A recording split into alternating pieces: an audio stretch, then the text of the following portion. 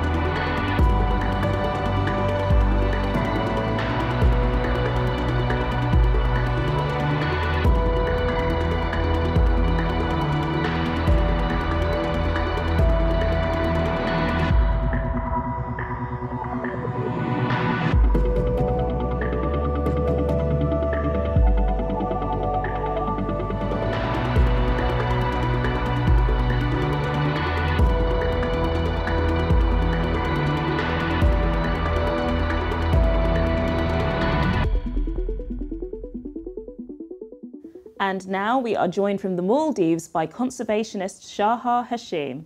Hi! Hi, Shaha. Hello. Shaha, you've been spending so much of your life underwater. What's it like being on the reefs of the Maldives? They are magical places. There are so many different types of marine life in a coral reef ecosystem.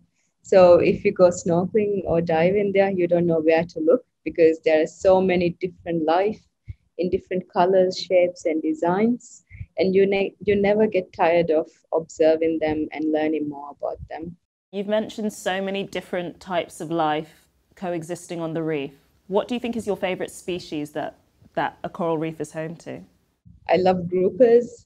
They are very grumpy looking, but they play a really important role on the sea. They can change colors, they can aggregate in large numbers, and they can fight with each other.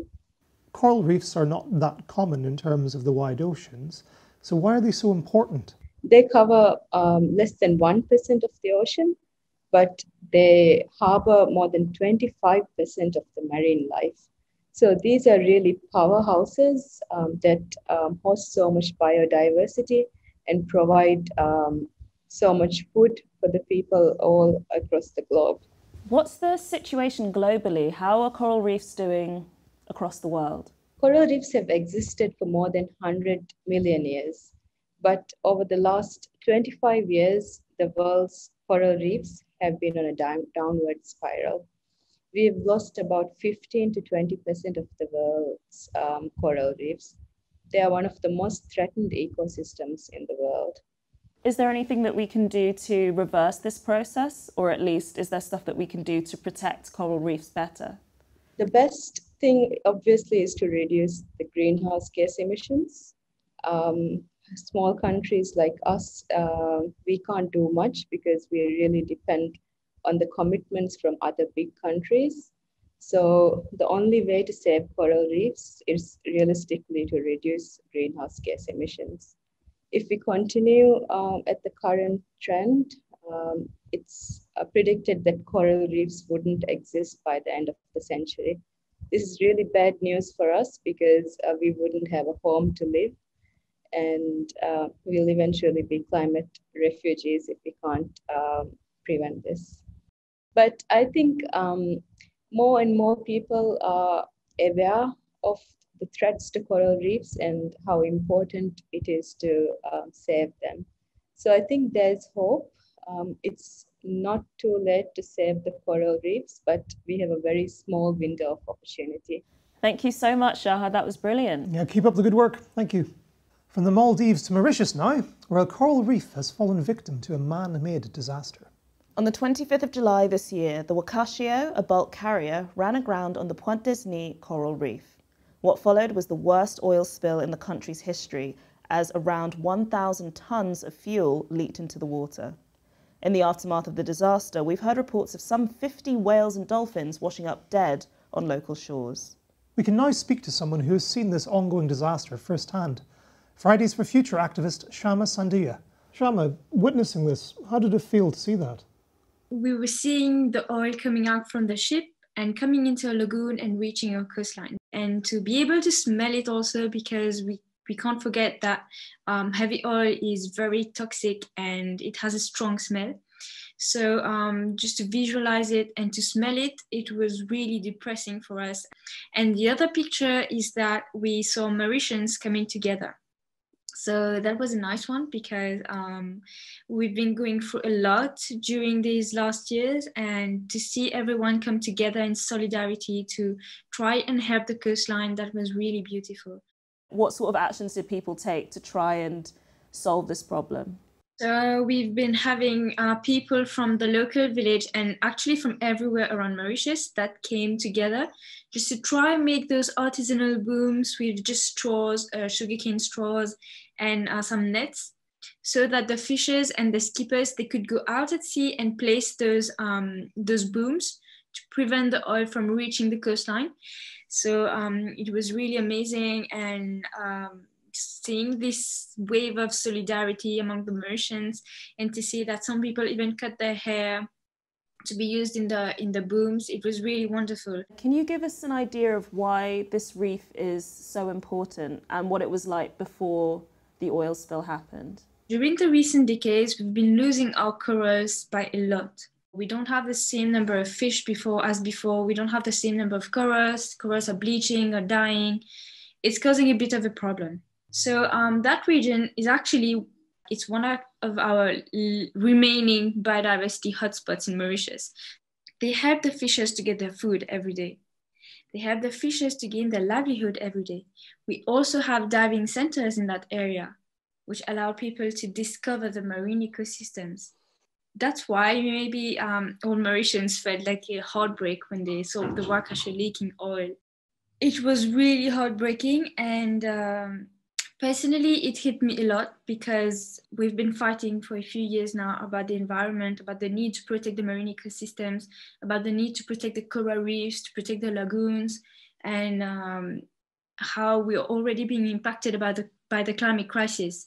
So that was a huge slap in the face. That was a message that the system is not okay because, like I said so many times, that ship comes from Asia, and the oil has been extracted from somewhere else from the planet, and it's coming here and destroying our ecosystems. It's not fair that our fishermen right now, our skippers, our diving centers are suffering, are paying the price for that.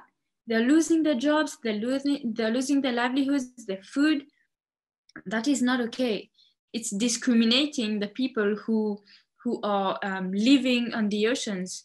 It's discriminating people who need nature, and that is not okay. I agree with you, Shama. It is heartbreaking and unfair that this has happened, but how can we stop it from ever happening again? What steps can we take to make sure that oil spills don't destroy communities and sources of life? We just have to keep the oil in the ground where it belongs, because honestly, the whole process of extracting the oil is already dangerous. We've had the Deepwater Horizon to show us clearly how dangerous that is. So that is one thing.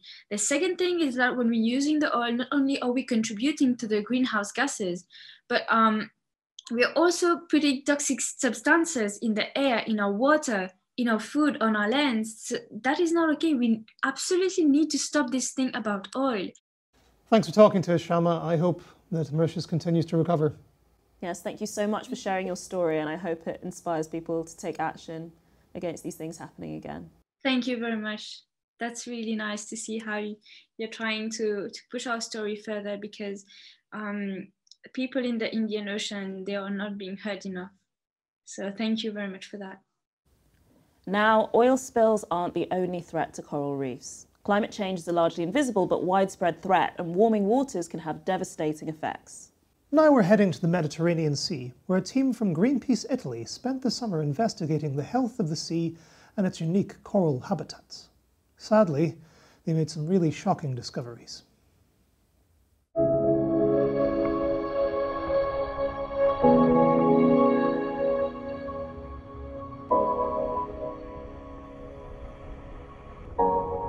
Siamo qui all'isola d'Elba per il progetto Mare Caldo. Proprio qui abbiamo installato la nostra prima stazione pilota per misurare la variazione delle temperature del mare fino ai 40 metri. Tre pareti verticali, una che va da terra verso fuori, che è qua. E in questi giorni ci stiamo immergendo con i ricercatori dell'Università di Genova, del DISTAV, per andare a vedere come la variazione della temperatura sta avendo un impatto su quella che è la flora e la fauna marina. Oggi abbiamo fatto delle belle immersioni in quest'area, che su siti normalmente frequentati anche dal turismo subacqueo. Abbiamo visto tanta vita, tanti organismi, sono siti molto ricchi. Non possiamo negare che il fondale oggi è completamente ricoperto da uno strato uniforme di mucillagine. Mucillagine che sta coprendo tutti gli organismi, quindi probabilmente verso la fine dell'estate tenderà a scendere, andando a coprire anche le gorgonie, che sono queste belle foreste, questa attrattiva dei subacquei e questo patrimonio naturale che abbiamo nel nostro mare.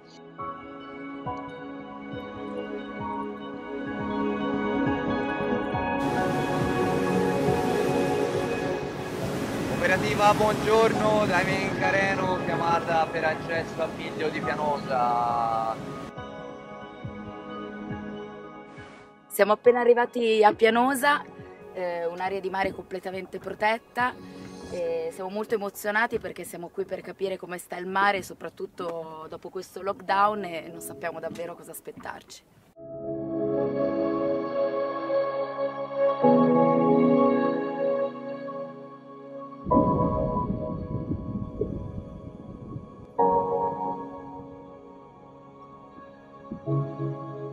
Un'immersione davvero incredibile, bellissimo vedere un mare così. Una vita spettacolare, tantissimo pesce, tantissime gorgonie sane, in salute, veramente meraviglioso. Abbiamo visto come delle zone totalmente protette, come dove ci siamo immersi a Pianosa, dimostrano come la natura riesce a reagire meglio al cambiamento in atto. Si è visto che laddove il mare è protetto e quindi non vi è l'impatto dell'uomo, le specie sono in grado di reagire e resistere meglio ad un cambiamento che è già in atto.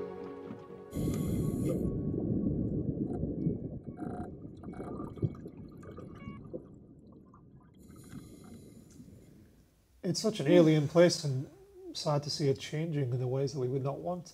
Well, to learn more about this, we're now joined by Giorgia Monti from Greenpeace Italy. Hi, Giorgia. Thanks for coming. Hi, Giorgia. Hello, hi, how are you? Okay. One of the things that you mentioned in the video was the gorgonian. I've never heard of those before. Are they rare? Yeah, gorgonian are like the Mediterranean corals. Probably people well know the tropical coral reef and don't know that in the Med too we have a coral world, and one iconic species of this world is really gorgonian. And in general, they are animals that live in colonies, and they live together on a skeleton that create these erect construction. They're really kind of an engineer species because they create this huge fan, and they create all together an underwater forest. At the same time, they're really super sensitive. Actually, they are a bioindicator for the study that we're doing on the impact of climate change at sea, because they're really, really sensitive to the impact of human activities and especially to the warming up of water temperature. What you just described there is obviously very, very beautiful, and all the colours and everything, but as we can see, those colours are being really dulled by this slime. Can you take us through what's happening here? When I was diving, it looked like kind of a spectral environment somehow in some areas, because all these gorgonians were covered by, as you call, the slime. Actually, is the scientist says mucilage, sometimes filamentous of sea algae. And the problem is that this mucilage kind of suffocate all the organisms that are under it. And think of the gorgonian, they are animals that stay anchored to the substrate. So they depend really on the current to get all the nutrients and to get the oxygen. And if they are covered by this slime for a long period, they suffocate and they start to die. Scientists say that one of the causes of this mucilage is really the increasing temperature of our seas. You've painted a very grim picture there. What can be done? Well, we can do a lot. If we think at climate change, what we need to do is, of course, an action at global level and cut the emission. But on the other side, at sea, we can do a lot. What we have seen in our diving, and probably have seen through the images, that when we go to protected area, when we go to area where any kind of human activities are blocked, the environment, our sea, the animals are able to react and to adapt to the change that now we have. So to increase resilience of our habitat, we need to increase the network of protected area. We have to create a network of sanctuary. Thanks so much, Giorgia. Thank you. Thank you. Thank you to you. Bye. So there's coral you can enjoy while paddling around with your snorkel, and there's coral that is best visited in a submarine. The Amazon reef is just off the coast of Brazil, and part of it lies over 200 metres below the surface. No human had ever been down there until 2017, when a Greenpeace team got in a submarine and went exploring. I'm here aboard the Greenpeace ship Esperanza to explore the Amazon reef for the first time. It's really exciting, but it's also important because we know so little about our ocean in general and about this area in particular. First, every morning, very early, we start with the pre-dive checks, and we go through to make sure that everything is working.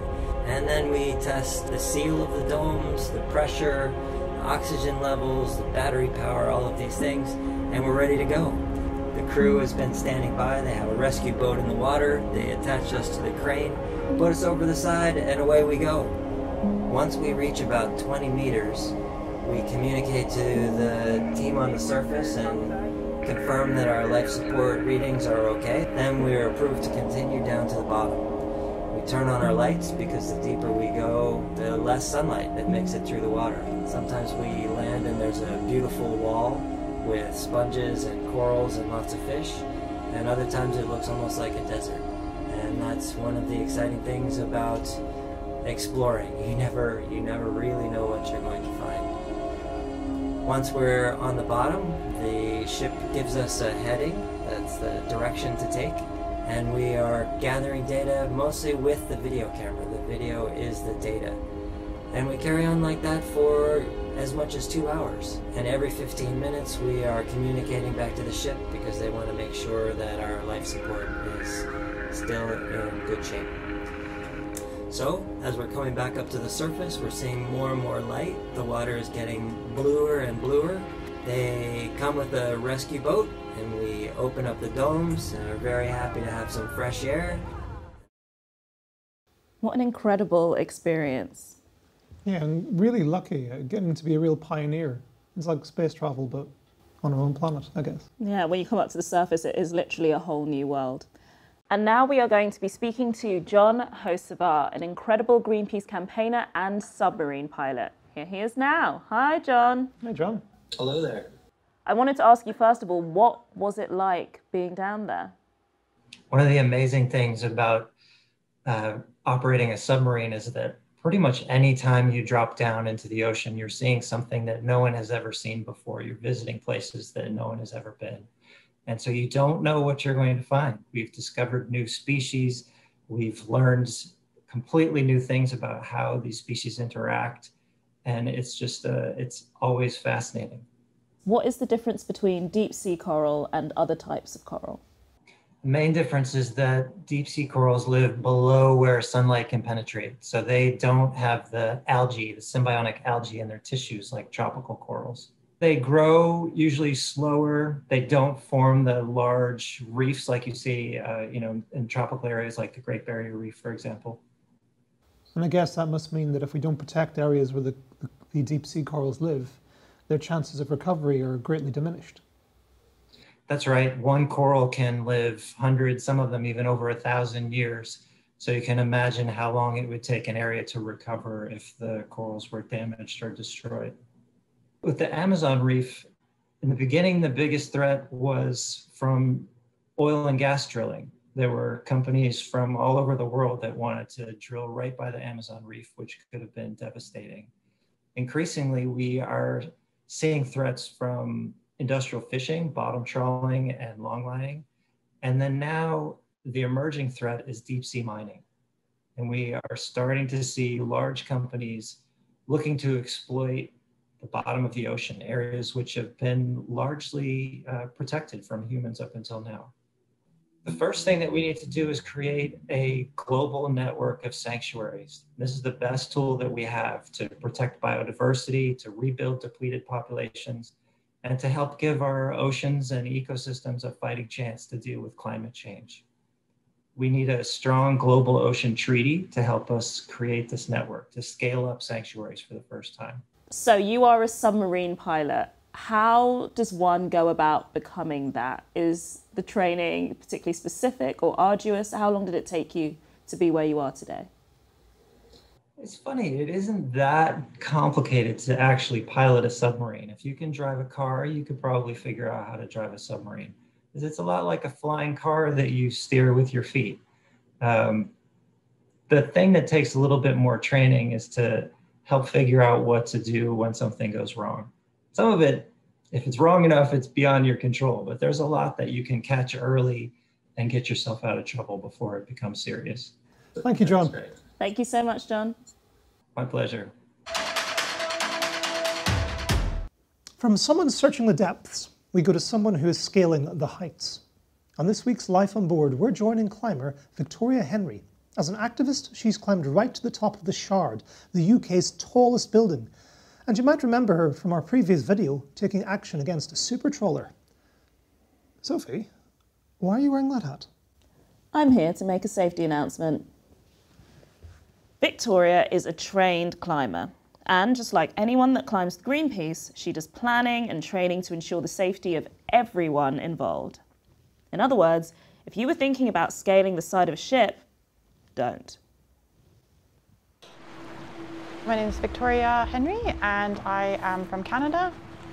For a lot of us who are used to only doing rock climbing and only doing climbing on buildings, the first couple times that we as climbers do climbing actions at sea, it's really overwhelming and it definitely feels really stressful. Climbing at sea is really interesting because many people see climbing as only getting more dangerous as the height increases. It's not at all. I might be climbing on something quite short, but without the same kind of protections, and all of a sudden it becomes really dangerous.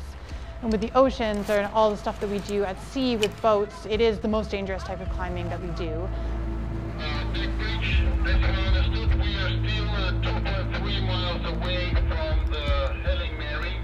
Getting into the boat and then like driving really fast, it always feels, it's really, really hard to kind of keep the adrenaline down and remain calm and focused on the thing that I am doing.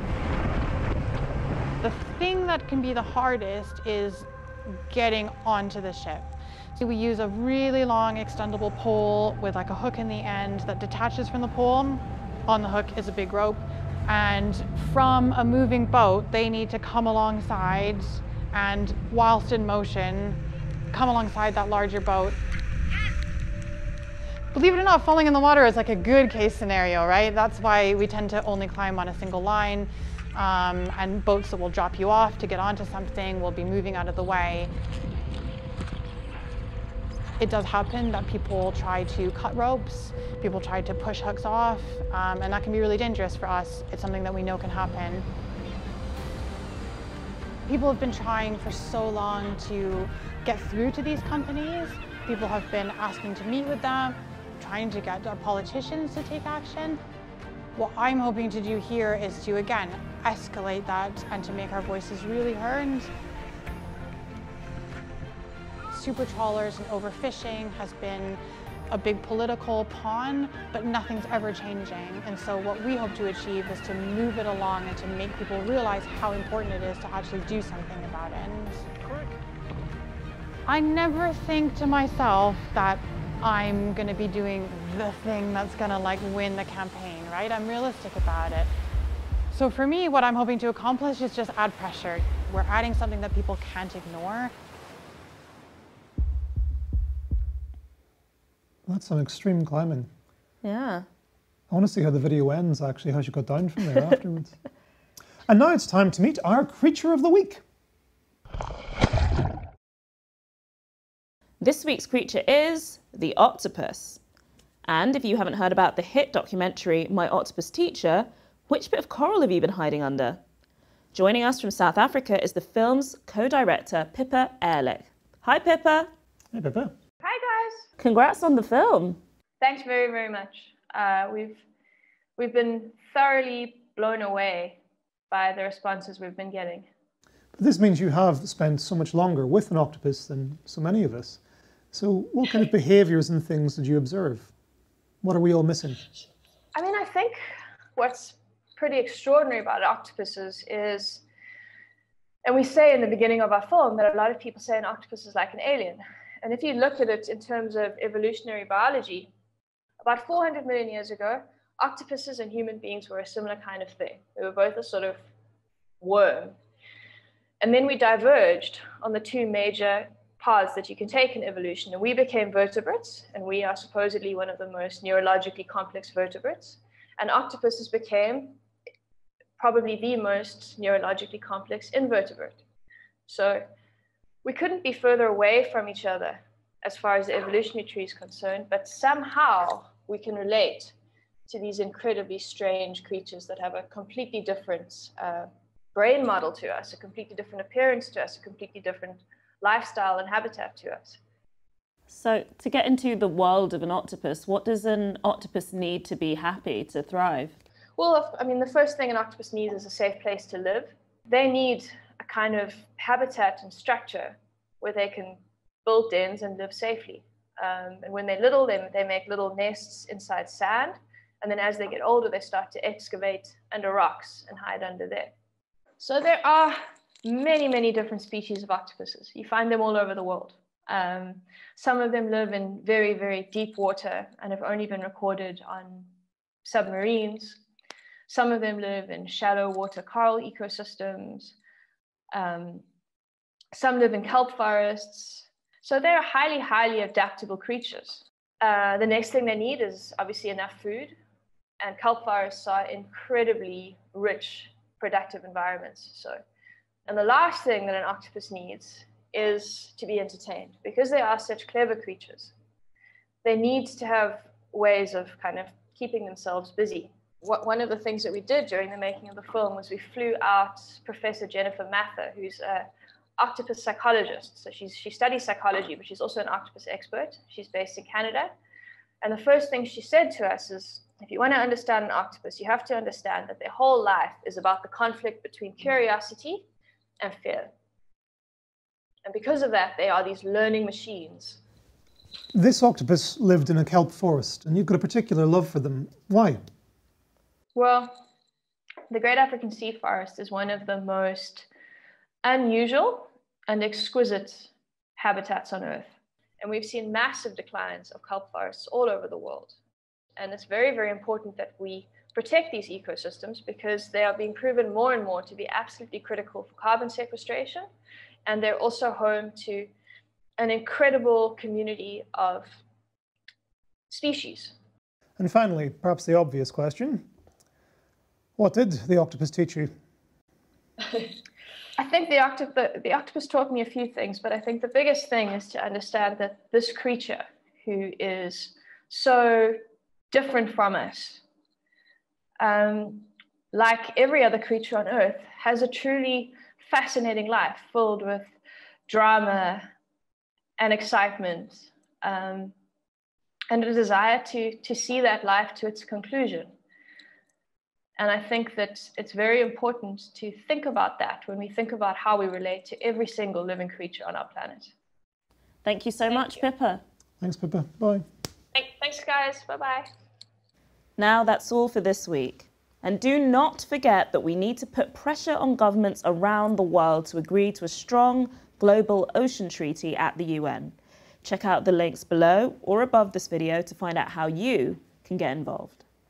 And we will leave you with more of the incredible images that John brought back from the Amazon reef.